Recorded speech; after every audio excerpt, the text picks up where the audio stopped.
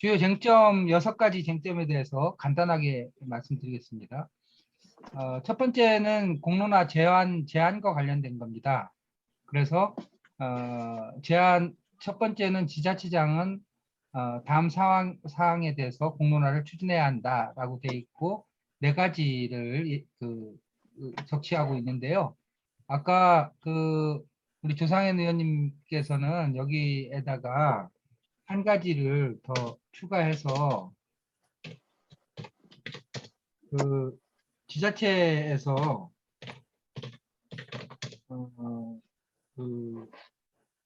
그러니까 빚을 얻는 경우, 그죠? 그 지자체에서 뭐라고 표현해야 되나요?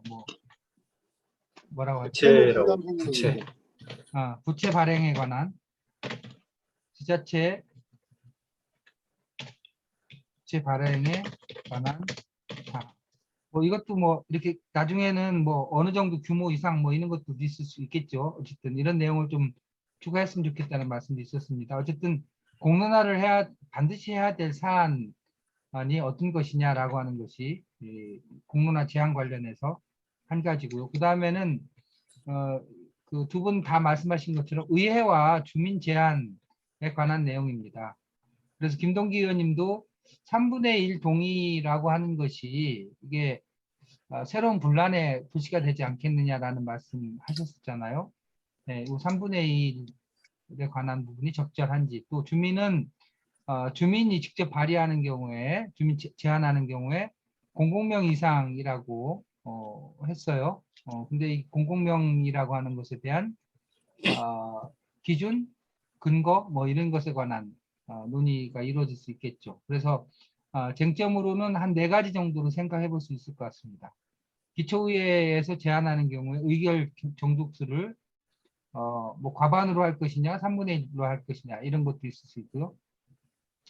그 다음에 읍면동과 시군구의 인원수를 구분해서 요청해야 할 것이냐. 아까 200명이라고 했는데 읍면동 같은 경우에 200명일 수 있는데 시군구 같은 경우에는 200명으로 동수로 할 것이냐라는 문제가 있을 수 있죠.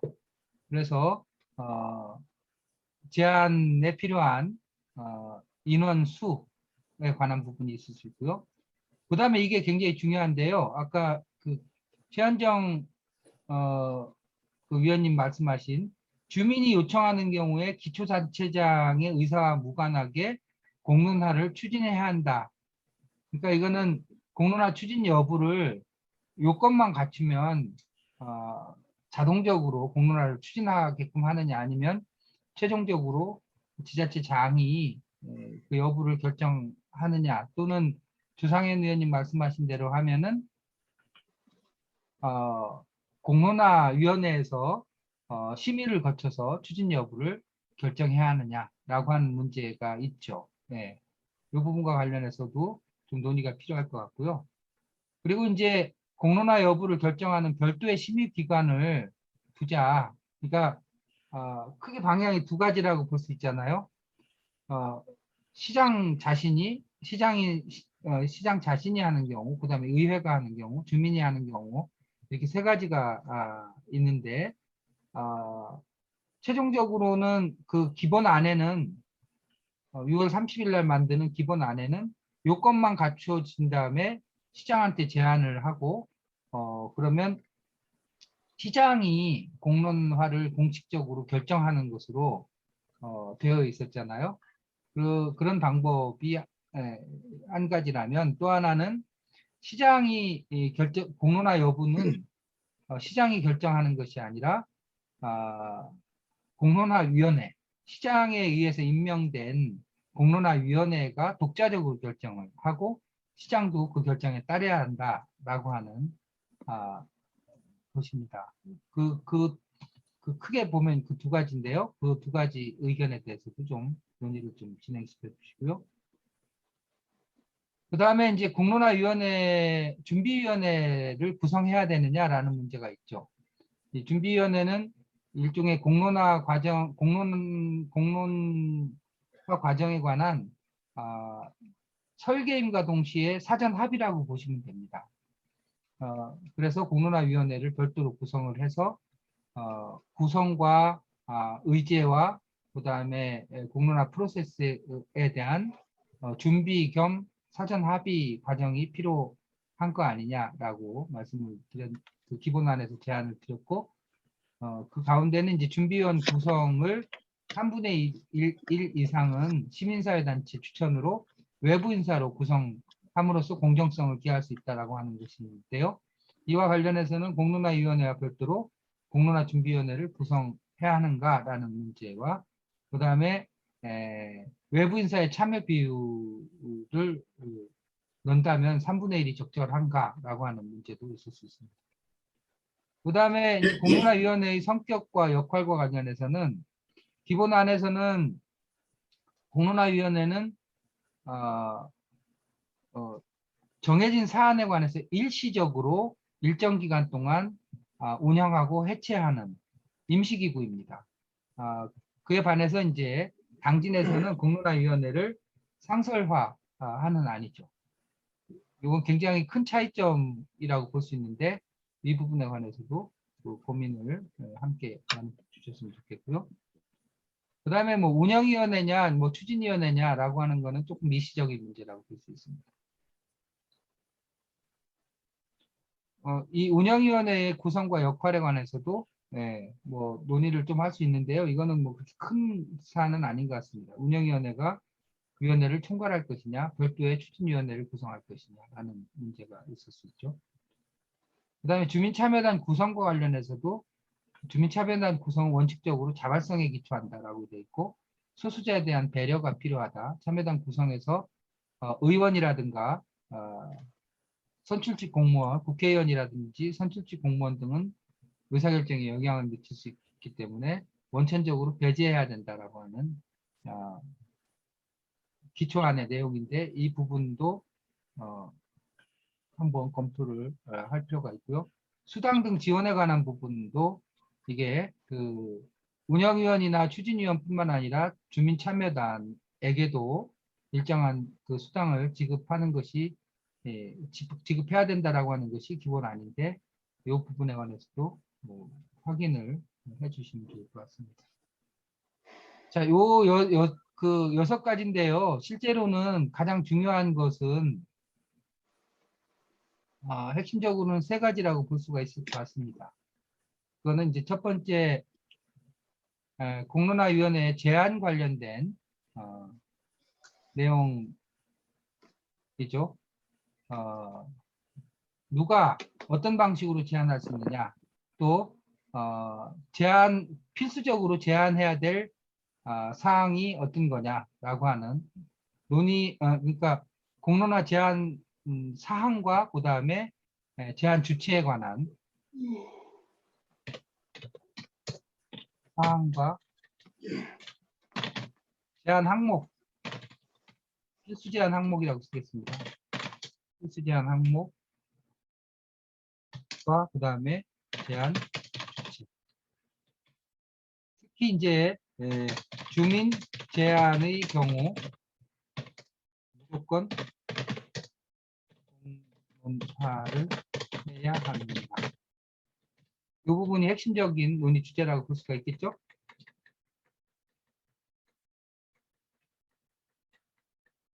그 다음에 공론화위원회의 구성과 관련된 내용도 검토를 해주시면 될 것 같고요. 그 다음에 이제 같이 필수적으로 논의해야 될 주제가 공론화위원회의 성격과 역할입니다. 한시적으로 특정한 사안에 대해서 구성할 것이냐 아니면은 상설기구로 할 것이냐라고 하는 주제가 굉장히 중요하죠. 이거는 각각이 갖고 있는 장점과 단점이 있기 때문에 그렇습니다. 공론화위원회의 구성을 이 위원회 관련된 법에 의해서 구성과 관련된 법에 의해서 시장이 결국 구성하게 되기 때문에 공론화위원회를 상설기구하는 경우에 객관성과 공정성을 현실적으로 담보하기 어렵다라고 하는 우려가 굉장히 큰 것이 사실이잖아요. 그런가 하면 이게 공론화위원회가 옥상옥이 돼서 실제로 이렇게 오히려 공론화의 새로운 장애 요인으로 작용할 수도 있다라고 하는 우려가 현실적으로 존재하는 반면에 그렇다고 해서 그 권한을 시장한테 맡기는 것보다는 오히려 공론화위원회를 구성해서 거기다 맡기는 것이 그래도 현실적이지 않느냐. 공론화 여부를 심의하고 공론화를 총괄하기 위해서는 시장이 아닌 별도의 위원회를 구성해서 하는 것이 그래도 더 바람직한 거 아니냐라는 의견이 있을 수 있습니다. 이런 부분에 관해서 집중적으로 좀 논의를 좀 해주시고요. 운영위원회 역할 뭐 이거는 참여단에 대한 부분, 뭐 수당 이런 부분은 부가적으로 해주시면 될 것 같습니다. 그래서 그 지금 지금 파란색으로 되어 있는 부분을 중심으로 논의를 좀 해주시고요. 제가 요 지금 내용은 바로 지금 카톡으로 올려놓을게요. 그래서 여러분들이 보시면서 논의를 할 수 있도록 요 내용을 카톡으로 올려놓을 테니까요. 보시면서 진행을 하시면 될 것 같습니다.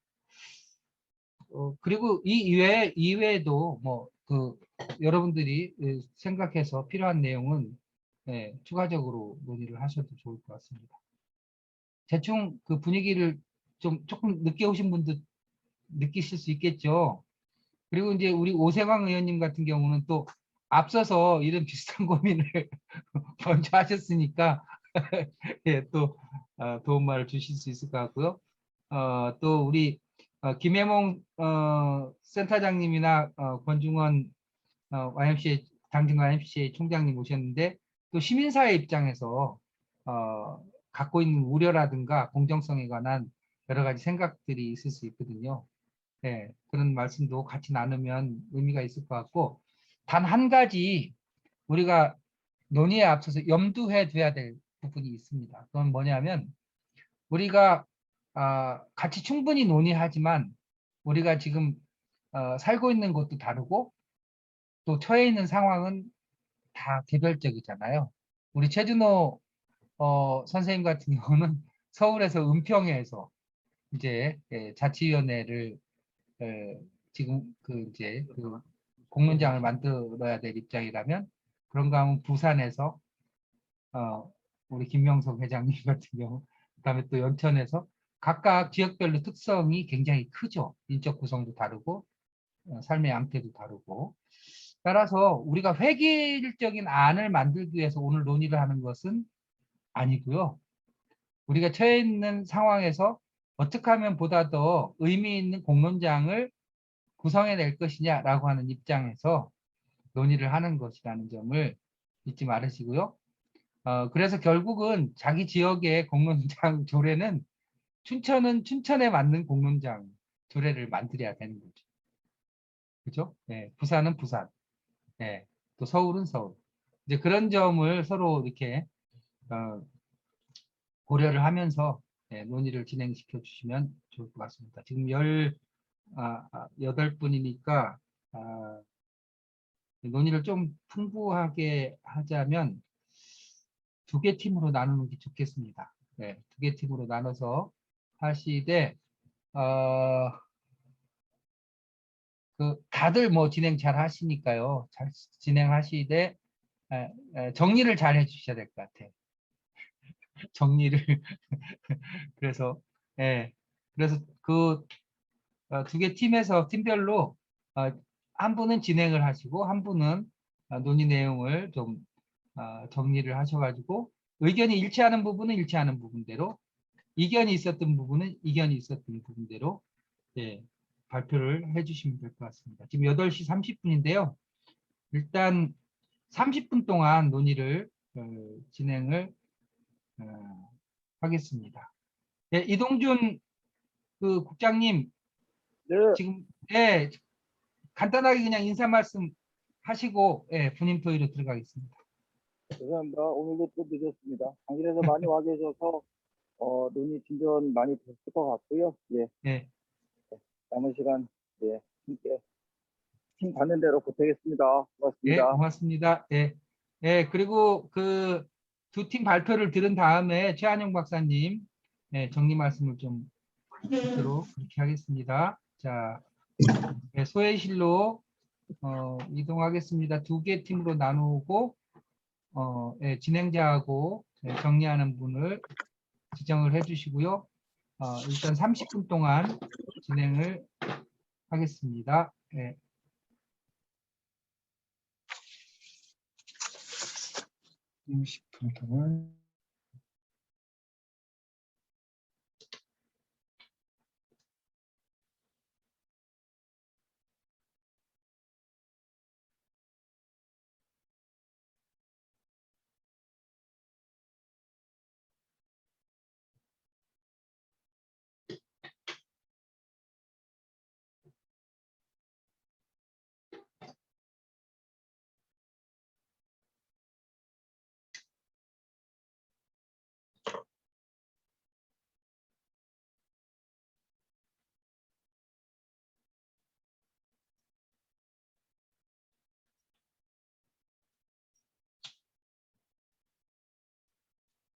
네, 안녕하세요. 네, 반갑습니다.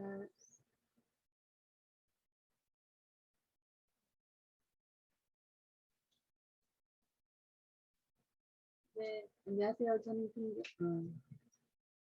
네, 안녕하세요. 저는 김경수입니다. 자, 그럼 우리 여기 회의 진행 잘하시는 분들로만 모여 계시네요.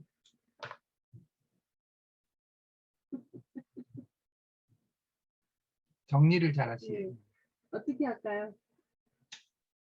우리 저기 이양 기사님,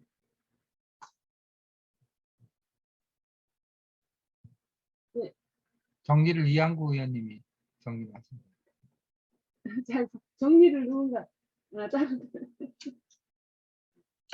네, 그러면은 저기 정리를 누가 할지 사회를 누가 보실지 진행을 누가 하실지.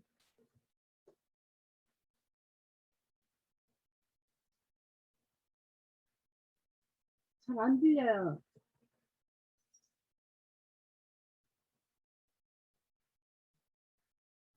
조상현 의원님 진행하시고 정리를 그러면은 누가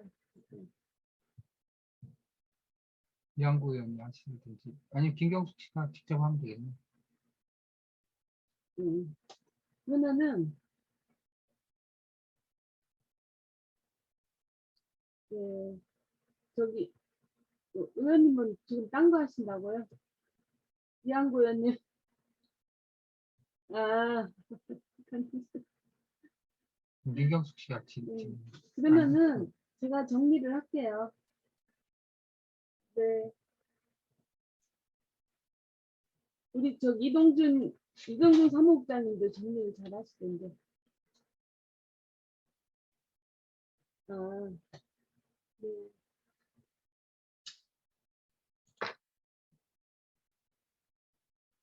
네. 예, 제한 항목에 보면은 기존에 이제 4가지가 있고요. 그 다음에 지자체에서 부채 발행에 대한 추가 여부에 대한 이런 이제 얘기가 있지 않았습니까? 그래서 네. 그거를 이제 포함하는 게 나을지 어떨지에 대한 논의를 먼저 시작을 하면 어떨까 하는데요. 네. 네, 그러면은 일단 지금 우선 중요한 사항들이 있으니까 그거부터 일단 먼저 시작을 하고요. 그러면 각자 그 의견들을 좀 우선 듣는 거로 그렇게 하겠습니다. 괜찮겠죠?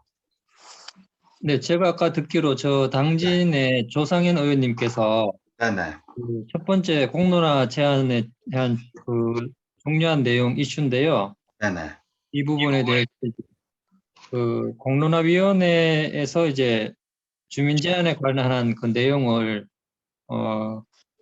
그 단체장이 무조건 따를 수 있도록 한다는 내용이 주요 내용인 것 같아요. 네네네. 네.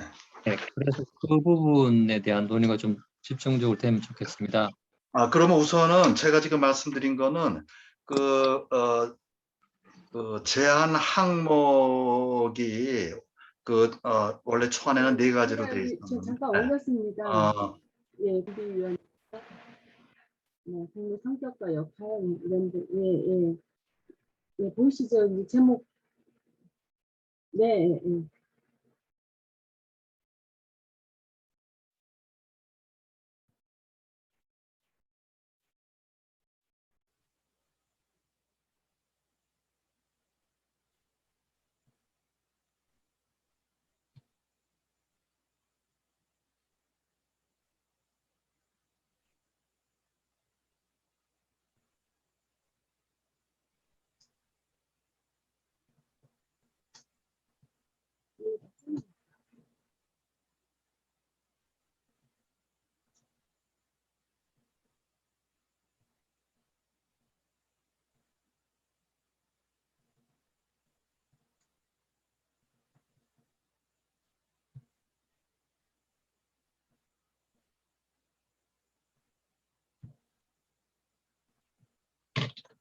아무튼 뭐 어쨌든 지자체 입장에서는 그 뭐지 지자체 채권 발행하 거 말하는 거잖아요.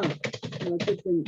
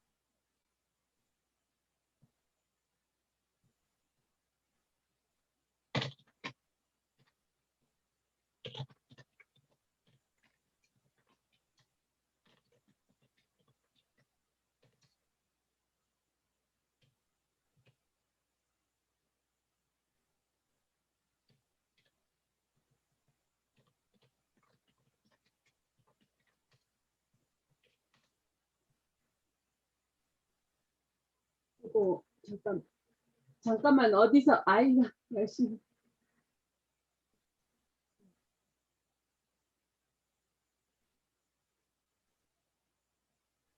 부분요? 이 조례 네, 현재 말씀하십시오. 조례 발의에 대한 부분들은 네. 지금 현재 어쨌든 이 조례를 제정하는 지금 주민 발안제 같은 성격으로 이제 하는 것도 아니고 네네. 이게 어쨌든 간에 우리가 표준 조례를 만드는 거니까 제가 생각해도 여기에 조례를 만들어서 어디에서든지 의원 입법하든지 뭐 단체장 입법하든지 이렇게 해도 구 내에 입법 입법관입니까? 이런 분들이 있어가지고 이거 다 검토하잖아요, 그죠? 네네. 검토할 건데 제가 봤을 때 지자체 부채 발행 관련한 부분들은 이게 이제 부채라도 발행해서 하겠다고 한다면 그게 이제 뭐 입법 발의에 대한 의지나 이런 것들이 강할 때 그렇게 하는데 제가 봤을 때 그 부분들은 그런 입법관이 이제 그런 부분에 대해 갖고 하는 기존의 어떤 그런 과정들이 있기 때문에 제가 네. 생각해도 굳이 여기서 저희들 생각이야 어떻게든지 조례를 만드는 쪽으로 어떻게든지 뭐 세금 부담하더라도 그만큼 또 의미 있는 조례 같으면 만드는 게 중요하니까 그렇게 하겠지만은 그래서 그 부분들은 그런 룰에 따라야 하는 거기 때문에 이제 그런 부분에 제가 봤을 때 지금의 어떤 권한 측면에서는 그게 따라야 되는 게 아닌가 이런 생각이 듭니다. 예. 그거에 따라야 된다고 하는 거는 이제 지금 저희 이 주민 공로나 조례에 포함시켜야 된다는 말씀이신 거 아니면 굳이 넣을 필요 없다는 말씀이신가요? 저는 굳이 넣을 필요가 없다고 생각했습니다. 예. 알겠습니다. 네. 그러면은 정준규 선생님, 예.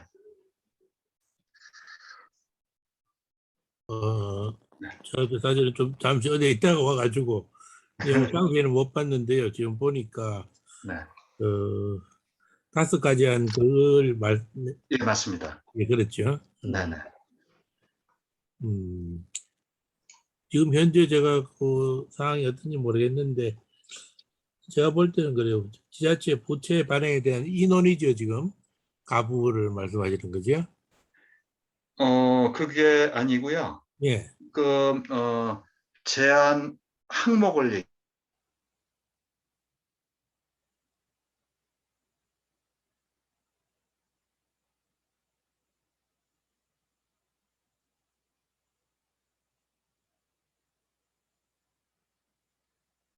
그런 있다 그렇게 생각합니다. 예. 한번 저는 고려해서 3분의 2로 해놓은 것이라는 말씀을 드립니다. 이 부분은 의원님 지역에서 적절하게 결정을 해야 될 사항이 아닐까 싶은데요. 문제는 이제 의회와 단체장 간에 얼마나 견제와 균형의 원칙에 입각한 행동을 할 것인가의 문제일 것이라고 보여집니다. 그러니까 몇 분의 몇이 중요한 게 아니고 의회가 지방자치단체장을 적절히 견제할 수 있는 힘을 가지는 정도 이렇게 네. 판단해 보시면 되지 않을까 하는 생각이 드는데요. 이걸 일률적으로 뭐 3분의 1로 할 거냐, 2분의 1로 할 거냐는 사실 이렇게 일반화시키기는 어려운 문제 아닐까 생각을 해봅니다. 네. 네, 좋은 말씀이십니다. 지금 우리가 논의하고 있는 것은 조례의 표준안을 만들려고 하는 거잖아요. 범용적으로 할 수 있는. 네. 방금 말씀해주신 선생님 최한용 선생님이셨고요. 김경수 선생님 기록하시는 게 제 이름 쓰셔서 최한용 선생님이셨고, 제가 드리고 싶은 말씀은 첫 번째 거 기초의회 의장은 요구할 수 있다 이렇게 되어 있는데요. 기초의회 의장이 행정부와 대립이 됐을 경우에 안 해도 되잖아요. 이 상태면 요구해야 한다로 해야 하는지 요구할 수 있다로 해야 되는지는 논의가 좀 돼봐야 될 것 같습니다. 네. 그 부분에 대해서는 뭐 요구할 수 있다나 해야 되느라 거의 저는 비슷하다고 봅니다. 원래 기초의회 의장은 그 하나의 의원에 불과하고 회의체이기 때문에 논의해서 결정하는 거기 때문에요. 3분의 2 해서 결정하면 요구할 수밖에 없고 또 과반이면 요구할 수밖에 없죠.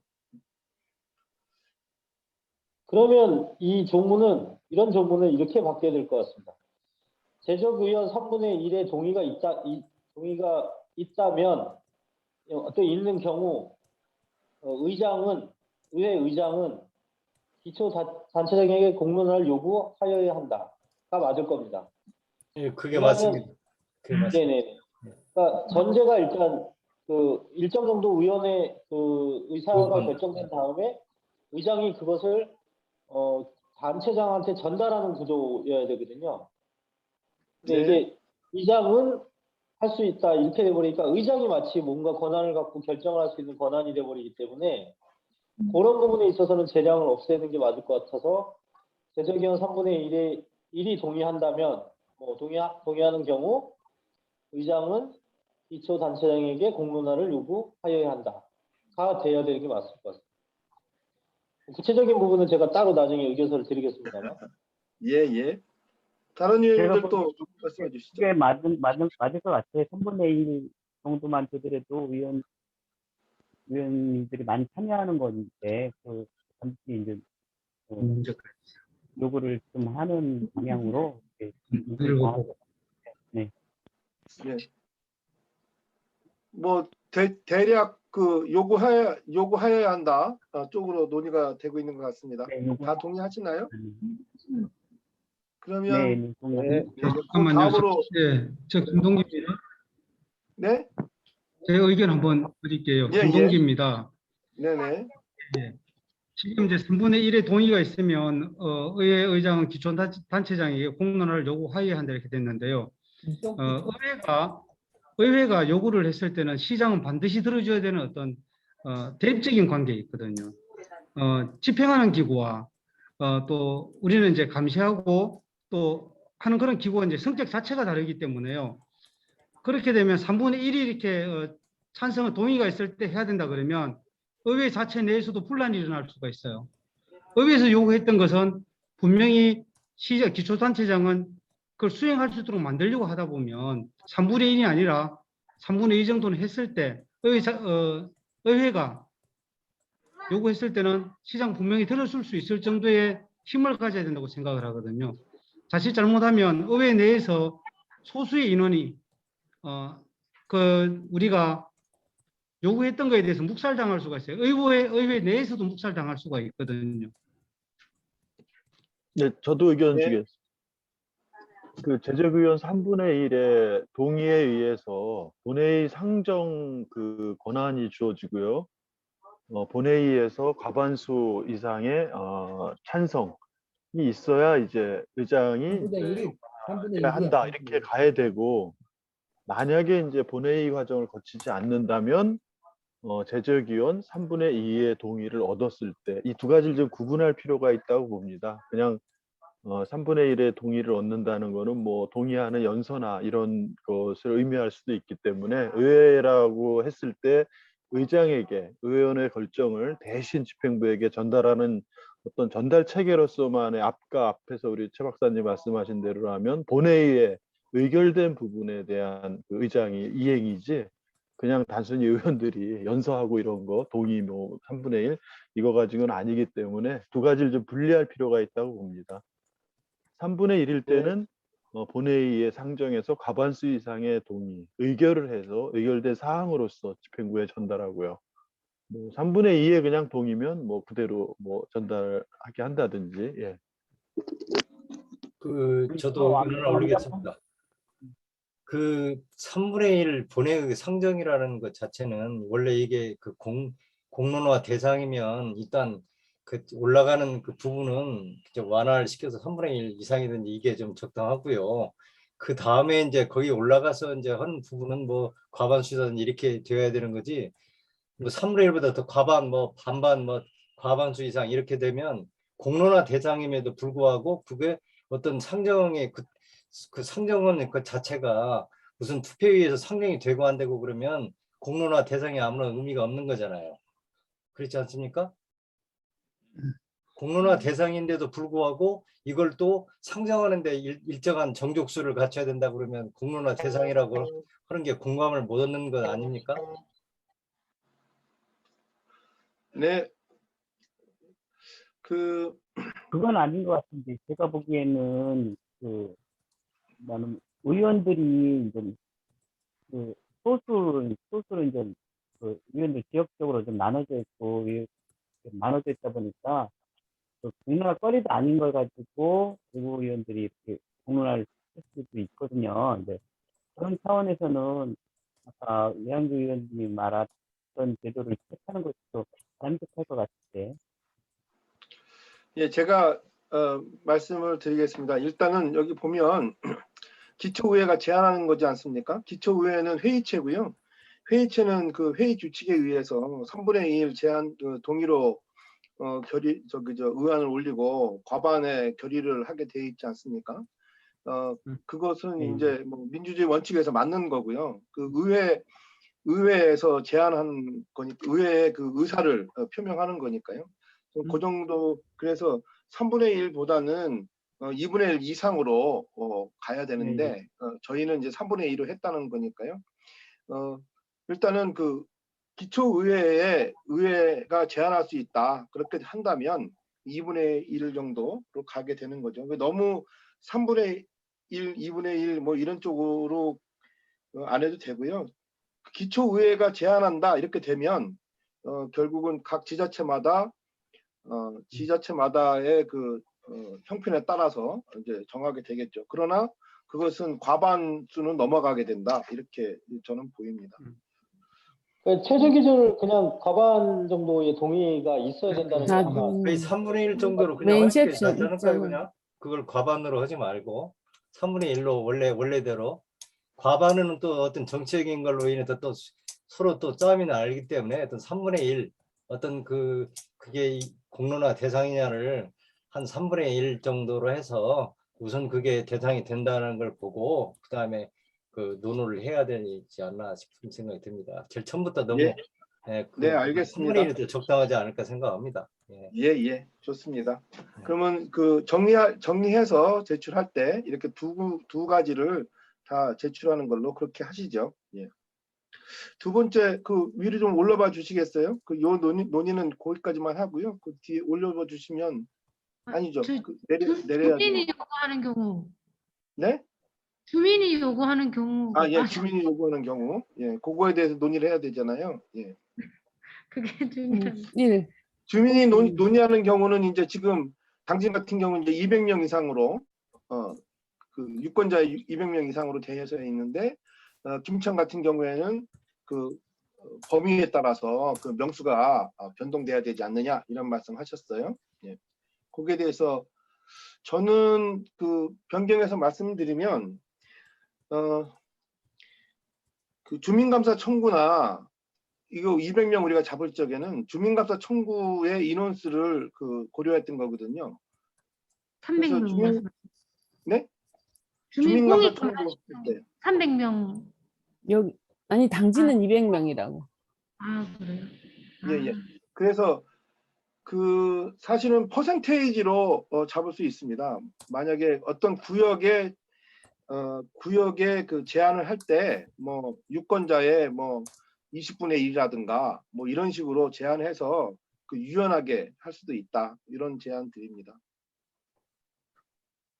그 주민감사 청구 요건 청구권자 수로 하신 거는 합리적으로 설명이 될 것 같아요. 그 원래 주민감사 청구라고 하는 것이 그 일정 부분 그 재정 부담 행위나 뭐 이런 것들에 대한 통제 장치로 만들어진 거라서 적정하다고 보여집니다. 그래서 각 지역마다 아마 그 청구권자의 수가 다르기 때문에 당진의 경우에 200이고 아마 김천의 경우에는 인구수에 비례하면 얼마 되는지 모르겠는데 한 300명 정도 될 것 같긴 합니다. 근데 그 정도 기준을 잡되 어느 한 읍면동에서 몰표가 안 나오도록 하는 게 중요하거든요.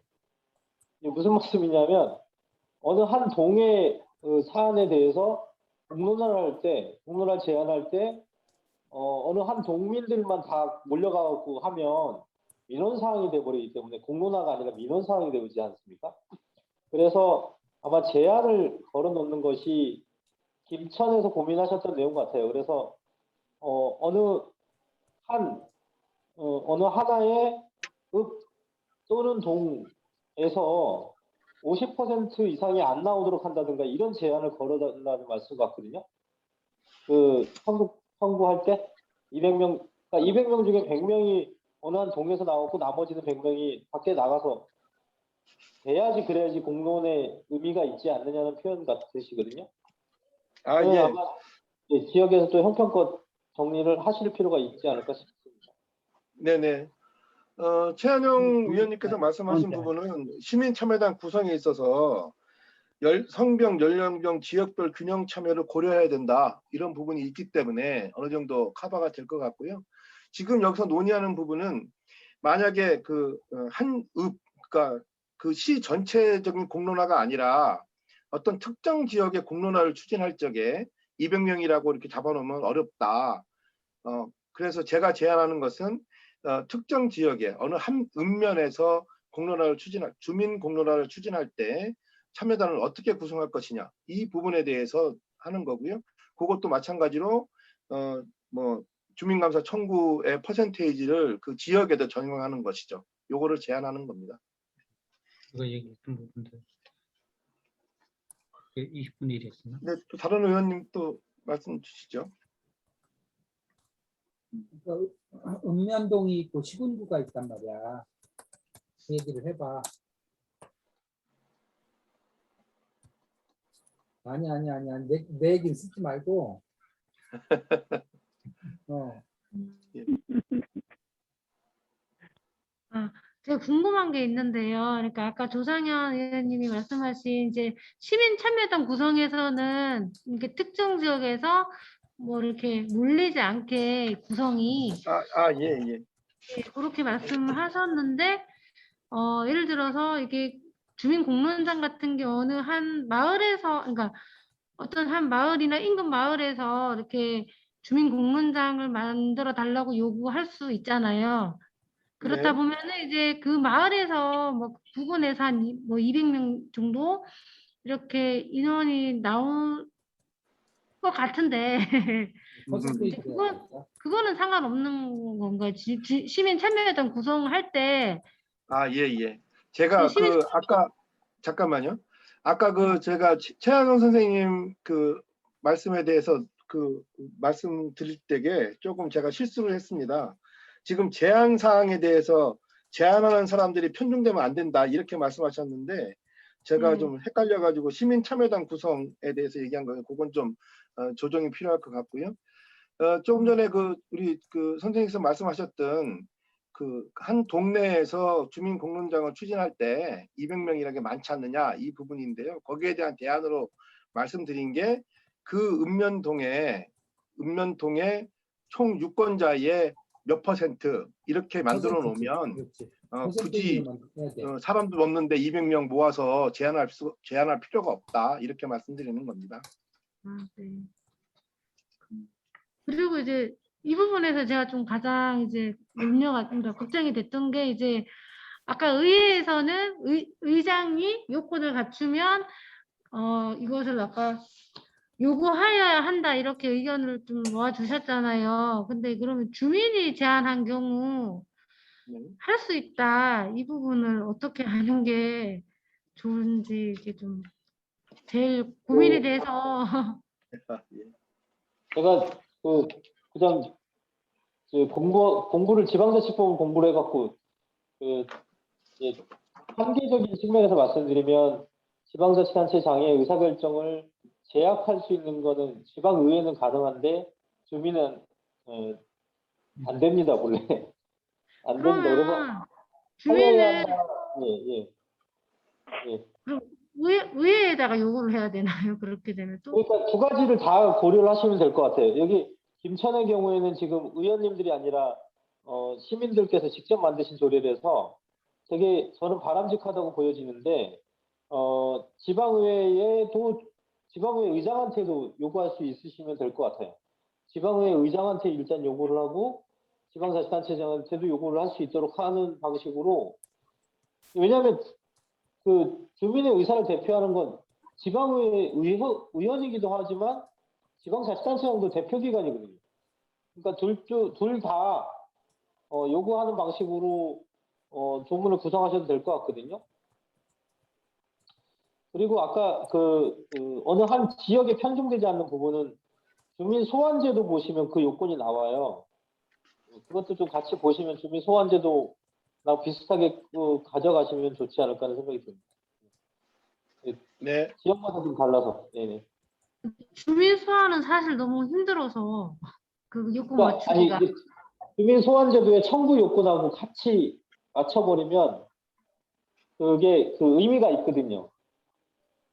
100분의 10일 거예요 아마. 10%일 텐데 그러니까 각 주민 직접 민주주의 제도를 채택하고 있는 주민 소환제도나 주민 투표제도나 여기에 청구 요건을 한번 맞춰보세요. 거기랑 맞춰버리면 비슷하게 갈 거예요 아마. 그게 의미가 없는 숫자들이 아니거든요. 예. 한번 보시면 예. 또 다른 의원님들 좀 말씀해 주시죠. 제안하는 사람들의 숫자의 부분에 대해서 지금 논의하고 있는데요. 그럼 최한영 선생님 말씀에 뭐 대체적으로 동의하시는 건가요? 네, 동의합니다. 네, 동의합니다. 예. 그러면 다음 의제로 넘어가도 되겠습니까? 네. 잠시만요. 주민소환제도 청구 요건하고 비슷하게 해서 10%를 하면 쉽게 그냥 제가 당진이니까 당진 사례로 위에는 조례에는 지금 200명으로 하자고 하는데 1.3% 정도밖에 안 되는 거거든요. 주민 10%면 인구 17만 중에 17,000명이 해야 되는 그 모순이 생기거든요. 그 위에 조항하고 그거는 모순이 생기지 아, 않도록 해야 될 것 예, 같아요. 예. 네, 이동규 선생님 그냥 주민 소환 제도라든가 주민 감사 청구 제도라든가 이런 식으로 그 퍼센테이지를 우리가 정하자. 그 각 지자체마다 그 규모나 이런 걸 고민해서 이런 정도 얘기로 받아들이면 되겠습니다. 무조건 10% 하라는 얘기가 아니고요. 예. 예, 200명이라는 알겠습니다. 것도 마찬가지고요. 예. 네. 네. 그럼 넘어가도록 하겠습니다. 예. 다음 문제 그 할 수 있다 하여야 한다 부분은 아까 우리 최 선생님 말씀으로 가름이 될 것 같습니다. 좀 안타깝지만 늘 시민사회나 시민 쪽은 이제 하여야 한다를 계속 강조하고 있는데요. 법을 바꿔서 법에 하여야 한다고 되어 있으면 되는데 그렇지 않아서 그렇습니다. 다음 의제로 가도록 할게요. 그 다음에 뭐였죠? 주민감사 청구 법안. 그 다음에 그 공론화위원회의 상시 부분하고 그 임시기구 부분, 요 부분인 거죠? 네, 맞습니다. 맞다고. 네네. 네. 네. 여기. 저희 그 당진시에서는 그 상시로 해놨고 김천이나 그 공론 포럼의 그 표준화는 이제 그 임시기구로 되어져 있는데요. 예, 요거에 대해서 상시기구로 한 이유에 대해서는 제가 아까 설명하면서 했는데 사실은 상시기구가 돼야만 시장을 오히려 강제할 수 있다. 이렇게 생각이 돼서 저희는 만들었습니다. 또 다른 의견 있으면 좀 말씀해 주시죠. 상시기구로 됐을 때요. 예, 김동기입니다. 예, 상시기구로 됐을 때 일정 같은 게 있지 않겠어요? 지금 우리 당진 같은 경우는 1년에 2차례 한다고 말씀을 하셨죠. 네. 예, 그러면 이제 시작이 되고 나서 일정이 그 기간은 전혀 없는 겁니까? 그게 해결될 때까지 계속 가는 거예요? 아니면 일정을 정해놨습니까? 그렇지 않고요. 그러니까 만약에 이제 사안이 생겨서 그 공론화에 대한 제안이 들어오잖아요. 그러면 이제 공론화 기구가 열리는 거죠. 공론화 회의가 열려서 거기서 이제 그 사안에 대해서 논의하고 절차 같은 거 만들고 이렇게 하는 거죠. 예, 그 부분에 대해서 한 말씀 드리겠습니다. 공론화위원회라는 건 이제 이해 당사자들은지 그 주제 관련해서 연관성 있는 그 관련자들로 위원을 구성해서 추진해야 되는데 바로 이 상시 기구화 했을 때 이제 그게 문제가 생기거든요. 그 상시 공론화위원들이 이해관계자가 아니거나 이런 경우에요. 그래서 상시로 공론화위원회를 구성한 인천 같은 이제 이런 경우는 여기 앞서서 우리 앞서서 논의했던 공론화의 안건 이런 그 제한된 공론화의 안건을 공론화 할 것인지 이런 기능을 하는 겁니다. 상시로 구성됐을 때는. 그리고 그 어떤 주제를 가지고 그걸 공론화위원회를 구성하자. 인천시 같은 경우 이제 수도권 매립지 종료 및 그 대책 관련 공론화위원회를 운영했는데요. 공론화위원회에서 그것을 인천시 공론화위원회 첫 번째 공론화 사안으로 정했고요. 그걸 공론화를 하기 위해서 시민 공론화위원회를 별도로 만들어서 실제 공론화는 그 시민 공론화가 진행을 했습니다. 그러니까 두 가지 그 상시로 했을 때 역할과 실제 그 공론화를 해야 될 우리가 계속 얘기하는 부분하고는 기능과 역할이 다르다. 이런 부분들을 좀 고려할 필요가 있을 것 같습니다. 거기 그 구성에서 그 외부 인사는 예를 들자면 당진시면 당진시, 뭐 김천시면 김천시 거기에 거주하는 사람들만 얘기하는 겁니까? 그렇지 않으면 저는 지금 이제 서울 이제 해화동에 이제 지금 그 종로구에 있는 이제 주민인데 예를 들자면 공론이라는 게 그런 지역 내 이해 당사자들만 하면 그 공론위원회가 굉장히 지역주의에 매몰될 수가 있기 때문에 외부 인사를 하면 예를 들자면 당진하면 당진 외곽에 다른 그 전체적인 국가적인 차원에서 각 다른 지역에 있는 외부 인사도 공정하게 참여를 해야만 그게 공론화가 되는 거 아니겠어요? 지역적으로 그 자체적으로 이 당사자가 참여한 부분으로 공론화를 진행한다면 공론화에 참석하는 사람들도 그게 이해관계에 따라서 그냥 발언도 마음대로 할 수 없고 공론화가 휘둘릴 수가 있는 거기 때문에 지역 내에 하는 부분에 일정 부분은 외부인 사람하면 그 지역 외인 그 밖에 있는 사람을 불러야 되지 않을까요? 그게 공론화의 맞습니다. 다른 프로일 그게 거고. 제3자 규정이라고 저도 느껴지고요. 그 외부 인사, 객관적으로 양쪽을 바라볼 수 있는 타 지역의 어떤 전문가들이나 그런 문제에 대한 시견이 계신 분들을 공론화위원으로 모셔야 되겠죠. 네. 그런 과정이 그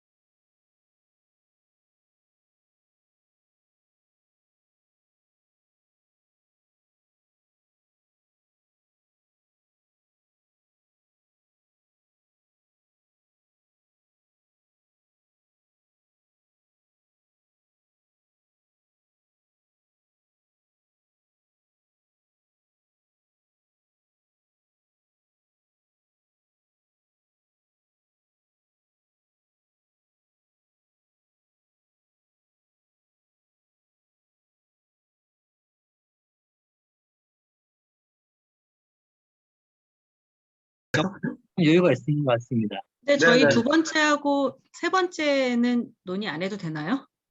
그게 해야죠.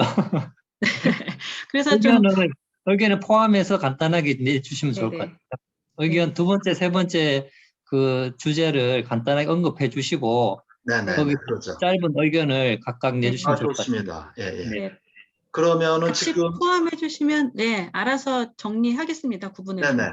그러면 지금 지금까지 논의한 거는 제한 항목하고 제한 주체이기 때문에 또 주민 제한의 경우 그래서 지금 논의가 안 된 부분이 저희가 공론화위원회와 별도로 공론화 준비위원회를 구성할 필요가 있겠느냐. 그 다음에 상사로 할 거냐, 네. 사안에 따라서 운영할 거냐, 상사로 할 거냐, 그 주제가 그렇죠. 있거든요. 상설화 할 거냐 아니면 임시 기구로 사안에 할 따라서 거냐. 맡길 거냐. 네네. 네. 일단 그 정도만 에 관련해서 의견 있으신 분 쭉 한번 간단하게 얘기를 해주시는 걸로. 질문 예, 간단하게 드리겠습니다. 질문 네네. 좀 네. 간단. 예, 말씀하시죠. 예, 주민이 공론화 요청을 했을 때 공론화위원회에서 적격 여부가 결정 나서 네. 공론화를 하겠다라고 했을 때에 네. 의회 의견을 받습니까? 아니요, 그렇지 않습니다. 예? 그렇지 않습니다. 받는 거냐? 의회 의견을 받는 거냐는 얘기. 아니에요. 그건 보통은 아니에요. 그렇진 네. 않습니다. 네. 잠시 말씀드리면요. 의회 의견을 받는 게 아니고 어떤 사업이 만약에 집행부에서 공론화된 것을 반영했을 때 그 사업에 대해서 예산이 들어갈 게 의회에 이제 의결을 요청합니다. 그래서 의회에서 부결이 되면은 그 사업을 할 수 없는 거고요. 의회에서 의결이 되면 그 사업을 진행할 수 있는 그런 사항입니다. 그러니까 결과에 대해서 반영하고 안 반영하는 것뿐이지 공론화를 여는 데는 관여하는 건 아니지 않습니까? 예, 맞습니다. 네, 맞습니다. 네네. 네, 알겠습니다. 네. 그러면 예. 김영호 센터장님. 네. 저는 이 공론화 심의위원회가 네. 이 판단하는 부분들은 우리가 그 주민들이 제안하는 이 공론화 의제라는 게 순기능적인 부분도 있지만은 역기능적인 부분도 있거든요. 이익을 대변해서 하는 어떤 그런 부분도 있기 때문에 공론화 심의위원회는 이것이 그 실질적으로 이게 공공의 이익을 위해서 이게 적정한지 안 한지 이런 판단들을 해가지고 하는 이제 그렇게 하고 그리고 그런 부분들에 대해 가지고 이제 그 만약에 뭐 조례가 그 내용이 이미 다른 데서 이미 논의 중이다거나 이미 공론화로서의 자격 여부가 그 의제가 없다고 생각하는 부분들은 빼고 그렇게 공론화 붙이면은 그다음에 판단 여부들은 공론화를 통해서 주민들이 한다는 거죠. 이게 지금 네. 우리가 하는 게 거기서 찬반 토론이 일어날 거고 그 의제에 대해서. 그래서 저는 이게 왜냐하면 이걸 그냥 그 주민들이 그 발의한 걸 전부 다 그대로 받아서 하는 부분들은 제가 봐서 굉장히 소모적이고 또 우리가 거기에 대해서 그 이 수기 민주주의의 어떤 과정들의 원래의 의미라는 그런 그 전문적인 논의들을 하는 어떤 그런 것들을 봐서라도 이런 좀 자격 여부를 판단하는 부분들은 심의위원회 같은 게 있어야 된다. 이거는 의회하고 다른 문제라는 거죠. 그런 부분들은. 김명석 의장님께서는 전 이게 과정들을 다 보시니까 이런 그 주민들이 발의한 내용들이 반드시 좀 이렇게 채택되면 좋겠다. 그런 이제 의장님의 적극적인 그런 어떤 의지 때문에 이제 그런 말씀을 해주셔가지고 이제 그렇게 하시는데 그 부분들은 뒤에 문제니까 후 문제니까 일단 우리는 이 공론화로서 어떤 가치가 있어서 이걸 사회 공론화의 가치로서 띄울 수 있느냐 하는 부분에 있어서 이 공론화 조례가 지금 제가 봤을 때 이게 좀 제정돼야 되는 거 아닌가 이렇게 생각을 합니다. 예, 잘 알겠습니다. 예. 그러니까 조금 아까 말씀하셨듯이 공론화 심의위원회에서 모든 것들이 순기능만 있는 게 아니고 역기능도 있기 때문에 공공의 이게 적정한 것인지 판단하는 그런 걸 하고 어쨌든 공론화가 되면서 주민들의 다양한 의견을 또 수렴하는 것이니까 그러한 순기능, 역기능을 좀 필터링할 수 있는 심의위원회가 판단이 필요하겠다. 적정한지 여부 그 말씀 해주신 걸로 제가 이해하겠습니다. 예. 또 추가로 하실 분들, 의장님. 예, 저 공론화위원회가 지금 상설로 할 건지 비상설로 할 건지 이것에 대해서 논의가 지금 되고 있는 것 같은데요. 제가 볼 때는 이 공론화위원회가 이게 구성이 되고 나서 여러 가지 이해관계인들이 이 공론화를 열어달라고 뭐 지속적으로 요청할 수가 있거든요. 그렇죠. 그래서 일단 당분간은 상설화가 맞다. 이거 판단지고 그래서 어느 정도 정착이 되고 난 뒤는 비상설화가 맞다. 왜 비상설화가 맞냐면은 상설화가 돼버리면은 공론화위원들이 누군지 아는 로비도 할 수도 있거든요. 네, 맞습니다. 그래서 일단 당분간은 상설화하고 일정 기간이 지나고 난 뒤에는 비상설화로 가는 게 맞다고 저는 그래 판단되어집니다. 이상입니다. 예. 말씀하신 내용은 이제 상설 초기에는 상설 기구로 가되 어느 정도 정착이 됐다 하면 임시 기구로 가는 게 맞겠다. 이렇게 말씀해 주셨습니다. 예, 또 다 이제 아까 빠진 내용이거나 하실 말씀 있으면 한 번씩 다 해주셨으면 좋겠습니다. 네, 저는 일단은 저희가 지금 3년째 공론화 분과위원회를 운영을 하고 있는데요. 그러다 보니까 어떻게 보면은 작은 단위에서의 공론화위원회는 상시적인 조직이 필요하다라고 하는 측면에서 좀 저는 만족감을 많이 보고 있습니다. 그래서 그 이유는 처음에는 지금 김명석 위원장님 말씀하신 것처럼 굉장히 시행착오도 많고 공론이 뭔지를 처음 알게 된 사람들이 모여서 시작을 해서 굉장히 어려운 점들이 있는데 대신 그 부분에 대해서 시민을 대표해서 그 자리에 있다라고 하는 것이 학습에 대한 부분이나 아니면 공적인 책임감을 갖는 것에 굉장한 영향을 미친다고 생각을 해요. 그래서 물론 뭐 시장이 위촉해서 어떤 그 좀 입맛에 맞는 사람으로 이렇게 구조화되는 것만 좀 막을 수 있다고 하면 그러면 배우는 과정을 통해서 어떤 그 성장에 대한 부분이 굉장히 빠르게 일어나고요.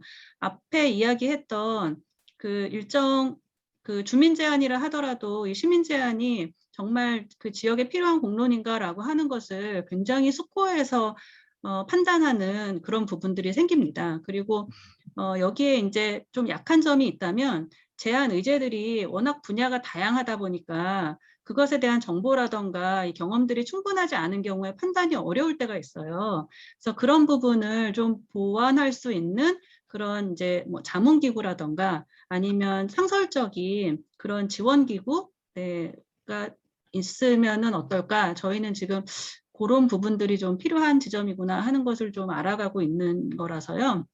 그 부분이 있고. 결론을 뭐 얘기를 해주세요. 어떤 의견이신지 정확히 한번 정리 한번 해주시겠어요? 네, 저는 상설기구로 해서 키우는 게 맞다고 생각을 하고요.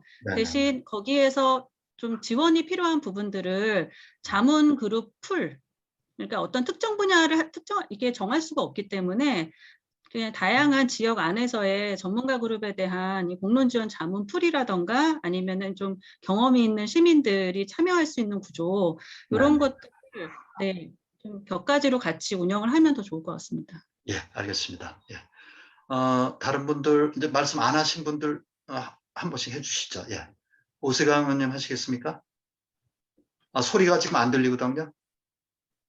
잠깐 음을 껐더니 저도 이제 상설화에는 동의를 하고요. 네네. 제가 조례를 만들면서도 이게 상설화는 이제 어떤 문제가 발생할 때 상설화가 즉각 이제 그 가동할 수 있는 걸 제도적으로 만들어 놓는 거고요. 어차피 이제 지역에 여러 가지 뭐 두름이라든지 자연보호나 뭐 폐기물 처리 이런 문제 현안이 생기게 되면 그 당진 같은 경우에 그런 부분에 관련한 조례가 별도로 만들어지거든요. 그러면은 그게 이제 그 주제에 따른 상설, 그러니까 그 공론장이 조례 자체에서 범위를 정하는 경우가 되거든요. 근데 그런 이제 특별한 이제 지역 현안이 없는 가운데도 이제 춘천 같은 경우에 잘 운영되고 있는 게 상설화를 2대 거기에 따른 이제 아까 뭐 전문위원 폴도 말씀하셨고 좀 더 이제 지역 현안에 대해서 그러니까 정기적으로 1년에 한두 번, 최소한 3-4번 이렇게 할 수 있는 게 되면 그 이제 상설화를 통해서 지역의 현안 문제나 이런 것도 찾아갈 수 있는 것도 된다고 보거든요. 상설화가 좀 맞다고 보고요. 수당 부분에 잠깐 의견 말씀드리자면 보통 각 지자체마다 그 관련한 위원회가 많이 있어요. 그럼 위원회는 적어도 이제 뭐 각 분야의 전문가나 교수님 이런 분들 오셔가지고 그 수당 지급 조례에 따라서 한 7-8만 원 이렇게 받는 것 같아요. 네네. 이제 우리 주민참여단이 참여했을 경우에 그 기준을 그대로 적용할 것인가 이 부분은 집행기관에서 고민을 할 것 같아요.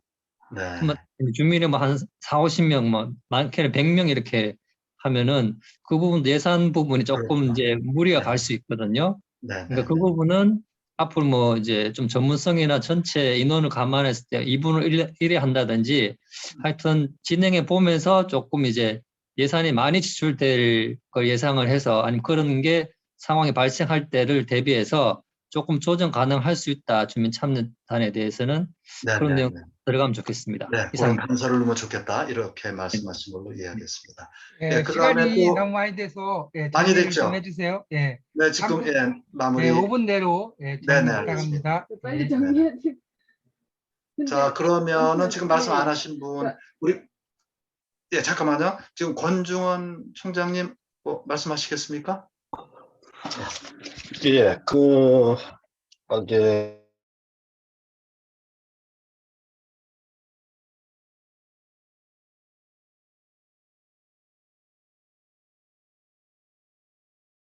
상하기 어려울 것 같고요. 예, 그래야 될 것 같습니다. 네, 우리 손승락 선생님 손 드셨나요? 아까부터. 근데 5분밖에 안 남았어요. 네, 1분만 하겠습니다. 저는 준비위원회가 있던데 준비위원회가 의제, 참여자 구성, 이 프로세스를 이해관계자가 참여해서 합의해야 되는 과정이 있기 때문에 잠깐만요. 그거는 우리가 전체에서 질문할 때 하는 게 어떨까요? 지금 거기 상설하고 이제 임시 사안별 공론화위원회가 저는 사안별 공론화위원회가 더 적합하다는 생각이 드는 이유가 준비위원회의 역할이 있기 때문에 사안별 공론화위원회가 더 적합하다는 생각이 듭니다. 상설로 가버리면 이해관계자가 참여하는 준비위원회 역할이 희석되기 때문에 오히려 적합하지 않는 부분이 있지 않겠는가 하는 생각이 듭니다.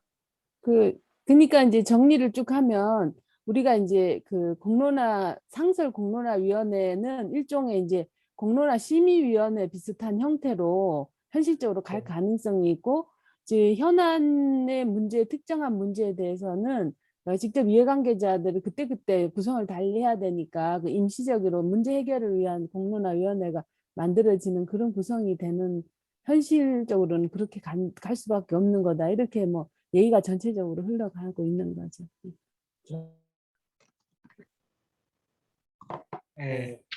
시간이 부족하죠. 예.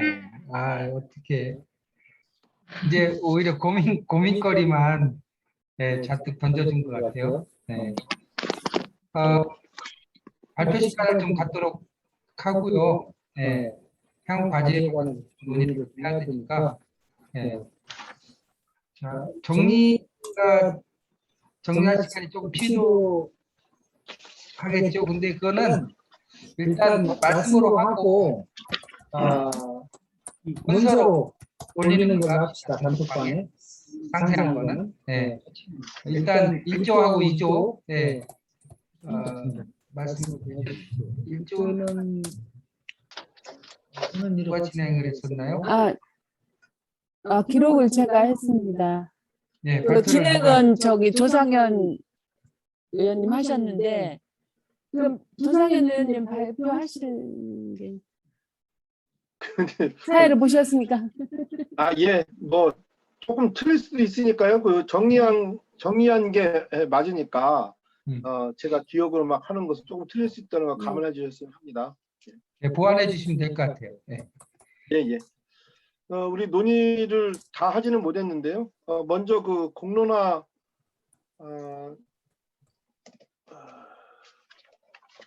잠깐만요. 공론화를 반드시 해야 할 사안으로. 예. 공론화 대상 부분에 대해서 논의가 있었는데요. 일단은 대략적으로 지금 그 세 가지 하고 그 채무 부담 행위까지 다 동의가 됐었던 걸로 그렇게 기억을 하고 있습니다. 그리고 주민 그 제한 부분에 있어서 논의가 심각하게 됐었는데요. 우선 그 주민 제한의 경우에는 그 주민 조례 청구나 주민 소환제라든가 이런 부분 유권자의 일정 %를 그 적용하는 것이 좋겠다. 그것이 200명이 됐든 300명이 됐든 뭐 이런 얘기에 다 동의가 되었고요. 그다음에 시의회에서 제한하는 부분에 대해서도 두 가지 의견이 있었습니다. 3분의 1 정도가 제한을 하면 시에다 제한할 수 있어야 된다는 것과 또 시의회가 회의체인 만큼 최소한 과반수 이상은 돼야만 제한하는 것이 옳다. 왜냐하면 시의회에서 제한하는 것은 시에서 꼭 받아야 되기 때문에 그렇다는 논의가 두 가지 의견이 있었습니다. 세 번째로는 그 공론화위원회 또는 준비위원회의 상시화냐 또는 임시기구화냐 이 부분도 두 가지 의견으로 나뉘어졌었는데요. 상시적으로 할 경우에는 그 공론화를 추진할 거냐 말 거냐를 결정하는 그 기능과 두 번째로는 교육이라든가 이런 것들을 할 수 있는 기능이 있고 장점으로는 공론화를 결정했을 때 그 시장이 그걸 받도록 그렇게 강제할 수 있는 강제력을 발휘할 수 있다 이렇게 강점이 있었고요. 또 그 한시적으로 해야 된다는 부분은 그 사안별로 발빠르게 할 필요가 있다. 그리고 옥상옥이 될 수 있다. 뭐 이런 주장이 조금 달리 있었다는 점 말씀을 드리겠습니다. 그리고 나머지 부분에 대해서는 우리가 시간이 없어서 논의를 못했습니다. 이상으로 마치겠습니다. 빠진 부분이나 보완할 부분이 있으시면 간단하게 말씀 좀 해주세요. 뭐 다 전체적으로 말씀하셨고요. 그 여보세요, 들리시나요? 네, 맞습니다. 뭐죠? 기초 이제 의회에서 제안하는 것은 할 때는 거기에 이제 의회가 의사결정하는 프로세스에 준하여 정해진 경우에 실제는 이제 이렇게 3분의 1 정도 제한, 과반 제한 이런 부분이 있고, 그다음에 의회가 과반이 된 경우에는 과반 이상이 동의하는 경우에는 그걸 받아서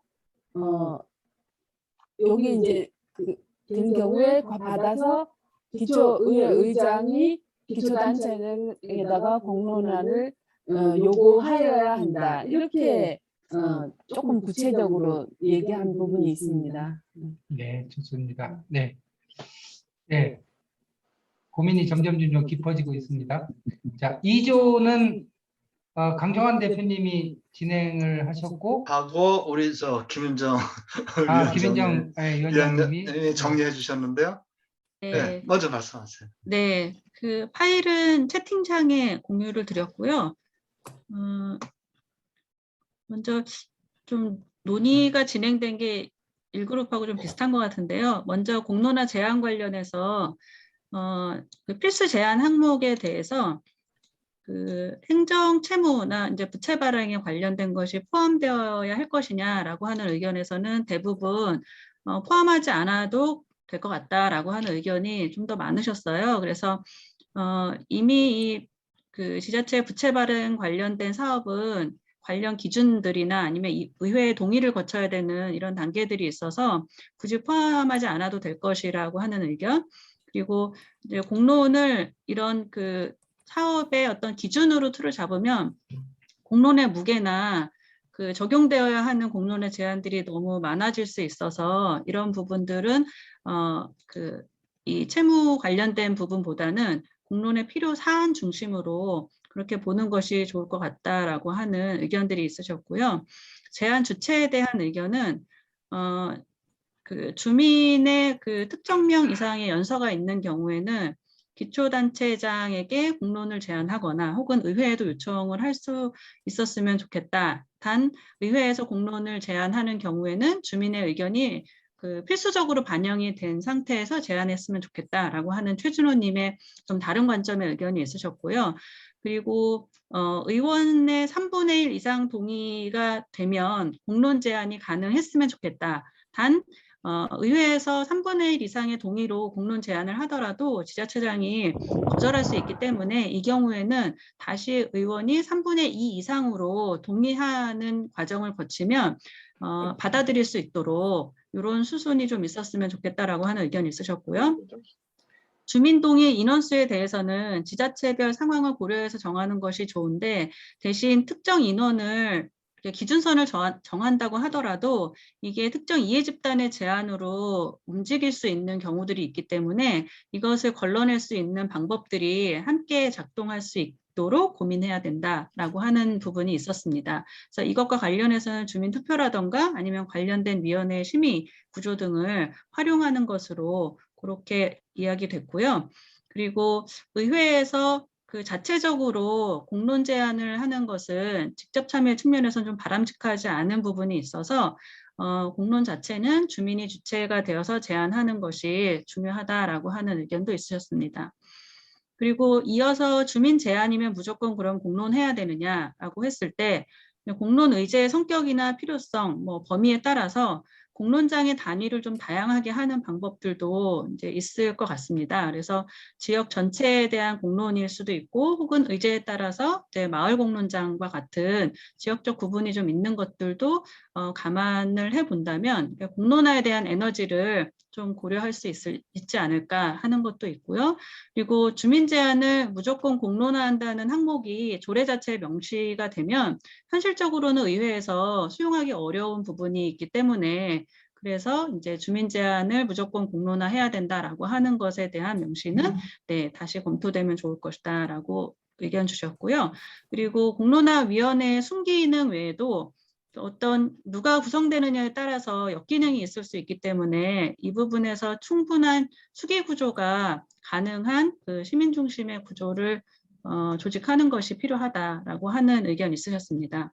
그리고 두 번째 공론화준비위원회 구성과 관련해서는 상설 운영과 한시적 운영에 대해서 의견을 주셨는데 두 분께서 초기에는 한시적인 구조로 운영을 하면서 안정화가 되거나 이제 경험이 쌓이면 이것을 상설화하는 방안으로 추진하는 것도 한 방법일 수 있다라고 하는 의견 주셨고요. 그리고 상설화된 공론화위원회의 구조에서 좀 안정적으로 역량을 키워나가는 것, 그리고 거기에 더불어서 다양한 자문 그룹이라던가 아니면 시민 참여 그룹들을 좀 연결할 수 있는 이런 부분도 네, 고민해보면 좋을 것 같습니다. 그리고 지역별로 상설위원회를 운영하는 경우에 여기에 대한 운영 예산이라던가 아니면 이제 현실적인 운영 구조들이 어떻게 될지를 고려해서 지역별로 네, 검토하는 것이 바람직할 것으로 보이고, 그리고 상설 운영과 한시적 운영의 장단점은 1그룹에서 앞서 이야기해 주신 것처럼 이제 초기 구성원이 어떻게 구성되느냐에 따라서 영향력이 커질 수 있는 점이 조금 네, 상설 운영에 좀 한계가 될 수 있기 때문에 이 부분을 네, 보완해야 되고, 그리고 한시적 구성의 경우에는 그때그때 공론추진위원회에 대한 모집이 어려울 수 있는 부분이 있기 때문에 이런 부분도 지역의 상황을 고려해서 이제 한시적 구조와 상설화의 유리함이라던가 아니면은 좀 단계적으로 한시적 구조에서 상설화로 진행하는 것도 네, 고려해보면 좋겠다라고 이야기해 주셨습니다. 네, 말씀 잘 들었습니다. 짧은 시간인데 굉장히 알찬 논의가 이루어졌습니다. 오히려 시간이 좀 적은 게 아쉽네요. 네. 우리 최한영 박사님 일조에 같이 결합하셔가지고 말씀도 주시고 하셨는데 지금 1조, 2조 말씀 들으면서 느낀 소감이라든지 의견이라든가 좀 도움 말씀 좀 부탁드립니다. 이제 어쨌거나 다른 형태이긴 하지만 이 공론화를 어떤 조례라고 하는 규범으로 이렇게 제도화시키는 것이 그 과정에 있는 것이고, 그 과정에서 저는 이렇게 여러분들이 지금 학습 중이다라고 보여집니다. 그래서 사실 이 문제는 정형화되어 있는 문제가 아니지 않습니까? 네, 그렇죠. 반드시 이러하다, 반드시 이러해야만 한다가 아니고, 네. 이 자체도 공론화의 한 과정이기 때문에 네.